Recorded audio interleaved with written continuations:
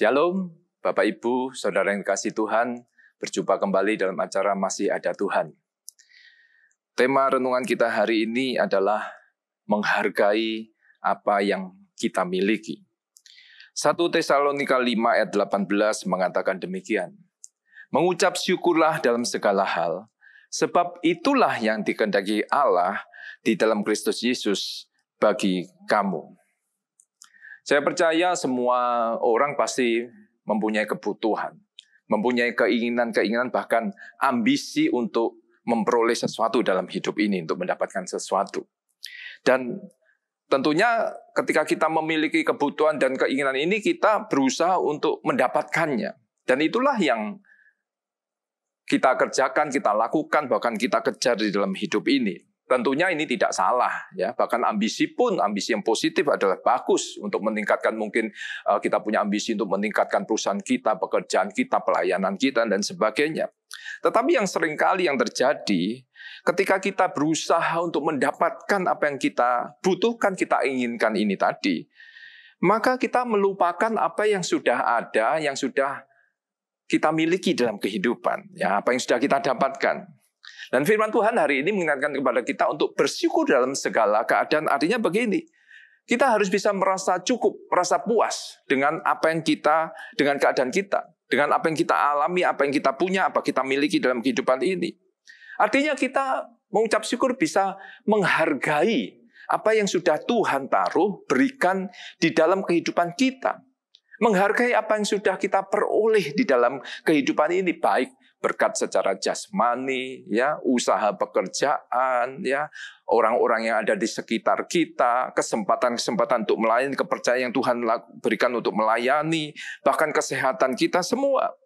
Menghargai, jangan biarkan ambisi kita, keinginan-keinginan kita untuk memiliki sesuatu, mengejar sesuatu, ya, mengejar kondisi yang ideal itu membuat ketidakpuasan dalam hati kita, sehingga akhirnya kita tidak mensyukuri dalam kehidupan ini.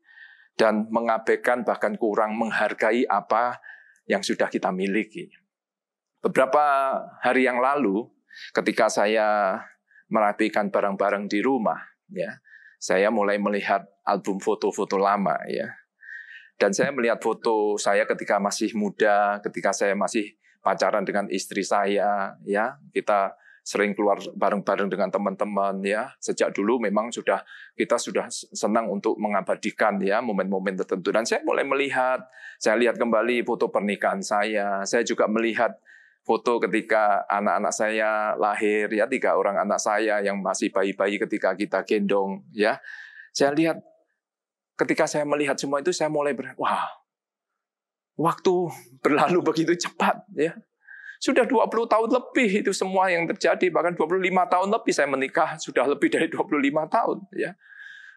Sesuatu yang cepat berlalu, dan ketika saya melanjutkan melihat foto-foto ini, terlintas satu pikiran, bahwa saya bisa kehilangan atau berpisah dengan mereka. Mereka juga bisa kehilangan saya. Dan tiba-tiba saya merasa betapa berharganya istri, anak-anak saya. Saya melihat betapa apa yang sudah Tuhan berikan dalam kehidupan saya. Begitu luar biasa, begitu berharga. Dan tanpa sadar saya meneteskan air mata. Air mata apa? Air mata ucapan syukur kepada Tuhan buat kebaikan Tuhan. Air mata membayangkan bagaimana kalau berpisah dengan mereka, kehilangan mereka. Air mata untuk satu kerinduan untuk memperlakukan mereka lebih baik lagi dalam kehidupan ini. Menyatakan kasih lebih lagi. Sehingga saya mendapatkan satu hal yang mungkin bisa saya berbagi kepada Bapak Ibu Saudara semua, bahwa kita bisa menghargai yang kita kasihi ketika kita membayangkan kita kehilangan mereka. Kehilangan orang-orang yang kita kasih. Kita bisa menghargai apa yang kita memiliki ketika kita mulai membayangkan kita kehilangan apa yang kita miliki. Kita untuk menghargai hidup ini, kita perlu membayangkan ketika kita kehilangan kehidupan ini. Ada banyak orang menyesal, ya. ketika apa yang diambil, apa yang dia miliki, maksud saya, diambil dari kehidupannya. Oh, sekarang kita lihat banyak demo-demo tentang pekerjaan. Mereka lupa ketika mereka di PHK, barulah mereka sadar bahwa pekerjaan itu berharga dalam kehidupan, bisa menghidupi mereka. Ada banyak orang yang tergeletak sakit, baru sadar bahwa kesehatan itu begitu berharga. Ketika masih sehat seringkali mengabaikan, makan sembarangan, tidak mengatur kehidupannya dengan baik. Mari jangan membuat penyesalan dalam hidup ini. Karena ada saatnya kita bisa kehilangan semua yang kita miliki.